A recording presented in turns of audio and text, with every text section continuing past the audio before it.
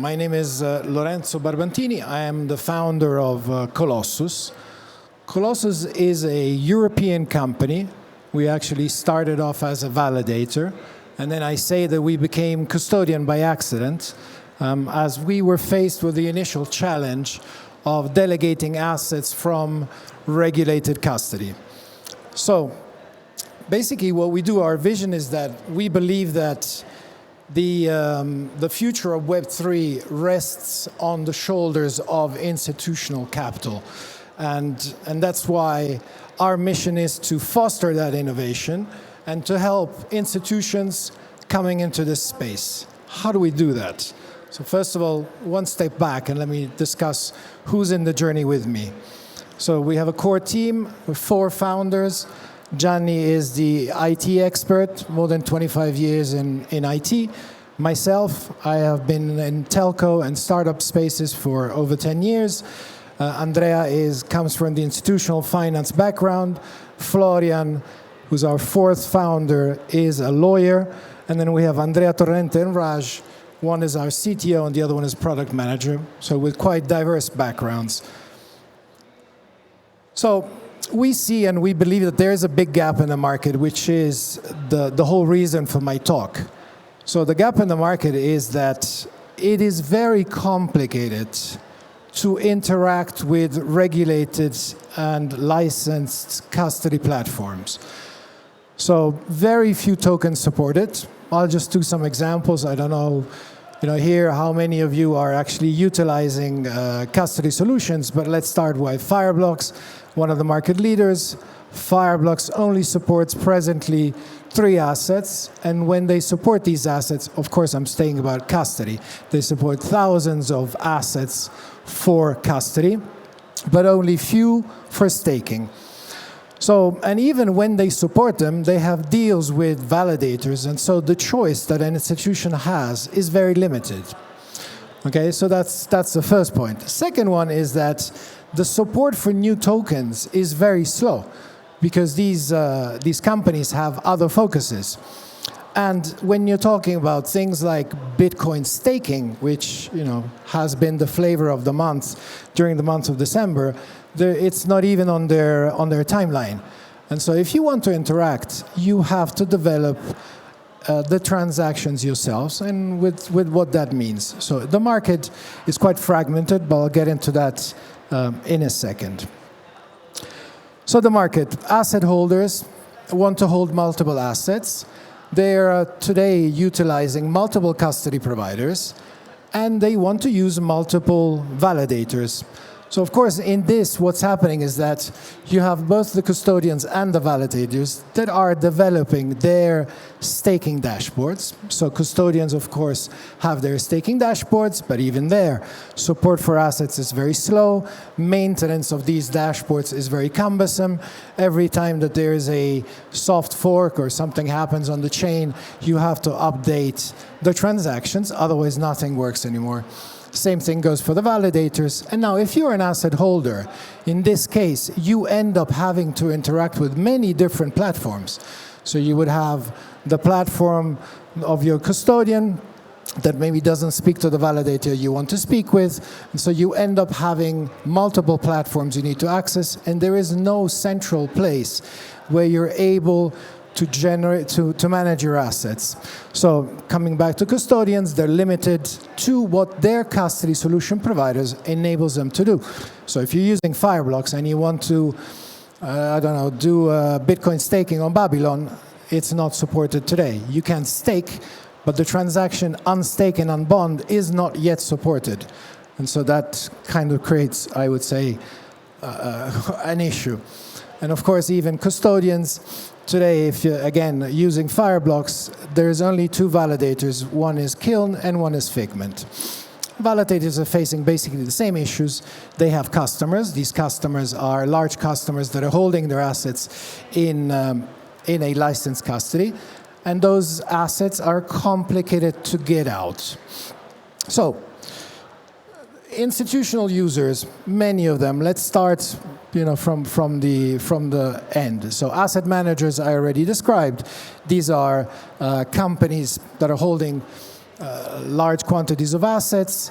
They need to be able to generate yield when the assets are idle. And so here, what we're allowing them to do is to access a very simple platform and to be able to generate yield directly from custody without moving assets. I think that the events of the recent days keep on reminding the institutional customers that counterparty risk is a very significant topic to be careful about. The other one, VCs. Now, VCs, these are companies that make investments into new projects. So now, of course, once they make an investment, this project needs to be custodied inside their custody solution. And if that project is in the infancy stage, there's probably a lot of decisions to make in terms of governance. And no custody solution today supports governance. Governance is a very close relative to staking. So one of the things that we're doing is also enable governance. Exchanges have hundreds of tokens supported and launched on their centralized or decentralized platforms, and they want to be able to offer those their customers, staking, and they want to be able to offer it natively without having to go around their own security procedures, therefore doing everything from within their custody solution. Foundation, even more. Because as a foundation, you're launching a new project, and this new project is probably not going to be supported by any of the custody solutions because it's just launched. So one of the things that the platform does, it allows you to store these assets inside a custody solution through the mechanism of derivation of wallets, and then allows you to also stake that same token if, of course, staking is available. Custodians and validators have exactly the same problem, just seen on different ends. So the custodian wants to send assets to the validator, but doesn't have the technology to do it, and so therefore doesn't know how to craft a transaction directly from within the custody solution. And the validator has exactly the opposite problem, wants to get those assets, but is not able to pull those assets because those two platforms don't speak. Meet the institutional hub. So basically, we've created a marketplace, a two-sided marketplace, that on one side connects to the custodians, the ones that I just described, so anybody that is holding assets in a custody solution. And on the other side, allows those customers to interact with any validator of their choice. So it's a two-sided B2B marketplace. Think of it like a retail staking hub, but instead of connecting your MetaMask, your wallet, or anything of that kind, you're connecting the API of your custody solution. So you're using Fireblocks, you're using Ledger Enterprise, you're using DFNS. You can do all of that directly from this platform. Again, if you're an asset manager and you're using 3 different custody solutions and you're using multiple validators, this platform allows you to access the assets in different custody solutions and to stake them to any validator of choice. So when you stake from custody, here you have a very simple toggle menu. You go from Fireblocks, Ledger Enterprise, DFNS, then we're working also on other solutions. We also have online HSM, so cloud-based HSMs, offline signing with offline HSMs. So it's basically bring your own custody to the platform, and we'll interact with that custody solution. And this, everything is pure raw signing. No smart contracts, no widgets, no iframes, no dApps. Nothing that can be fiddled with, and everything totally transparent, because transparency in this market is the name of the game. And so, okay, the tokens that we support, many tokens, but here just what I wanted to highlight is that you have Fireblocks that supports 3 assets, Ledger Enterprise supports 6, now it was 5 before. We support all of the other assets. So of course, as customers require more assets, we're, now last month was the beta chain month, and so we're now supporting beta chain, and the next one's going to be TON. So now we're driven by customer demand. So our unique selling points are very simple. We make it usable, we make it safe, we make it compliant, and we allow every single part of the transaction to be verified. So nothing needs to be done on trust. How do we do that? So we've created something in the flow. So I'm going to show you a brief video in a sec of how the platform works. I actually have it live, but as I was told that everything needed to be offline, I have a video. But I'm happy to show anybody live that wants to see a full transaction from Fireblocks, Ledger, or DFNS of any token that we support. So this is a transaction lens. So when you create a transaction, before you sign the transaction inside your custody solution, you're able to verify the hash. Hash is a one-way function, so from the clear transaction you can get to the hash, from the hash you can get to the transaction. So the only way of having mathematical proof that what you're signing is what you want to sign is to verify that you're generating the same hash. So the transaction lens shows you the clear transaction on top, the readable format of the transaction, and then the hash, which is the one which needs to be the same one that you're going to be signing inside your custody solution. We've even got one step further.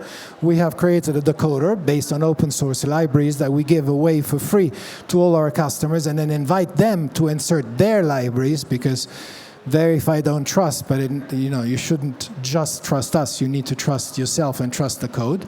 And so here again, you do the same thing. You take the clear transaction that you have copied from the transaction lens, you insert it here, you get the readable format, and you get the hash. Once you have the hashes which are the same, now when you sign it, you have mathematical proof that what you're signing is what you want to be signing. Okay, so I'm just going to show it to you, might as well. So this is how the platform looks. So we're going to be using Fireblocks. This is the UI of the platform. And now we will go to the back end. Now, this is what I was showing you before. This is how you interact with different custody solutions. You interact one custody solution at the time, and the API is a read-only API. There's no signing, there's no moving. It only initiates a transaction so that you're always 100% sure that if anything would happen, this API can't do anything that you don't want it to do. Okay, so now here we're checking Fireblocks. It's the one that we're using at the time. So now we're just going to do a delegation of Atom. Okay, so now when we click on Delegate, the API is checking what we have inside. Now we've just inserted the secret of the API, which we've created on Fireblocks. Of course, the same thing, it's slightly different, but depending on the custody solution that you're using. And so now that makes sure that we're signing and we can send the transaction to our custody solution. Now what we have here, on this side, institutional customers want to do things in a compliant way. So maybe they have a compliance policy or transaction authorization policy that requires them to sign the transaction in more than one user. And so in this case, we have an MPC on top that basically shards the key, and therefore more than one user crafts the same transaction. Only if the transaction is the same are you able to send the transaction on. So now, no threshold needed. We send the signature request. And as you saw before, this is the transaction lens that pops up immediately.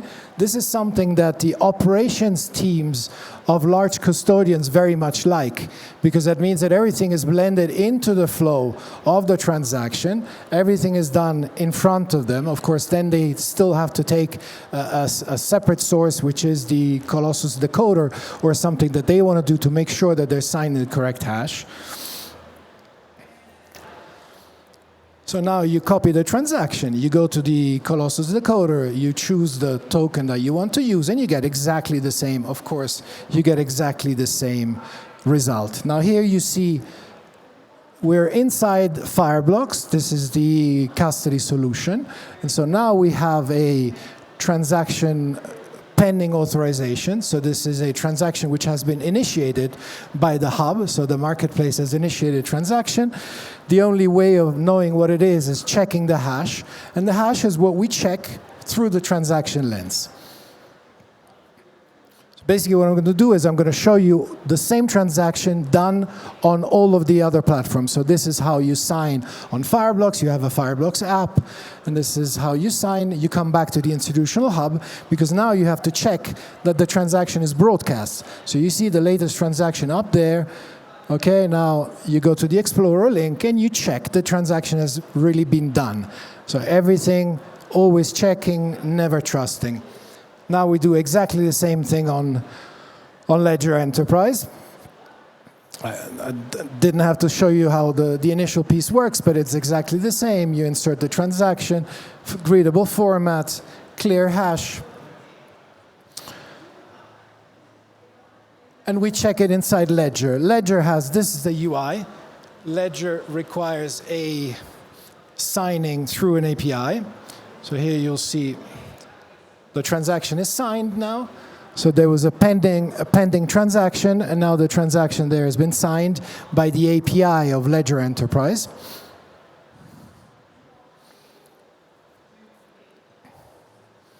And again, we come back to the hub. We broadcast the transaction. We verify the transaction went how it should go.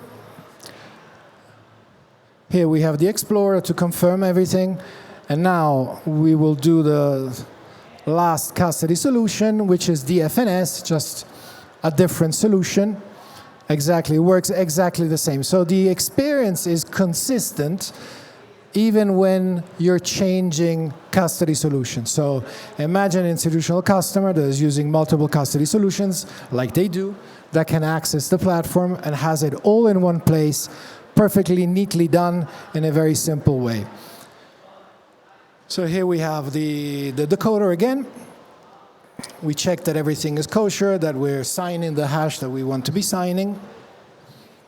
And this is the signature inside.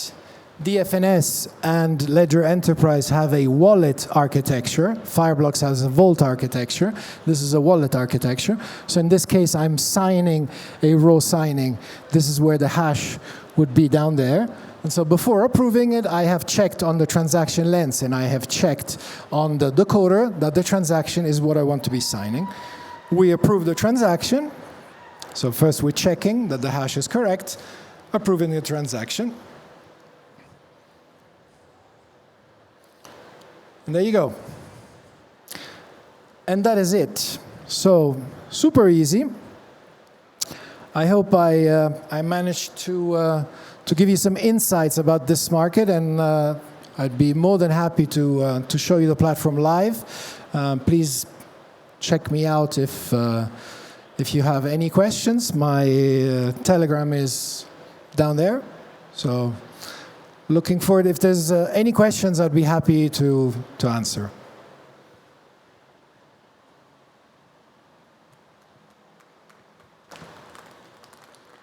Thank you.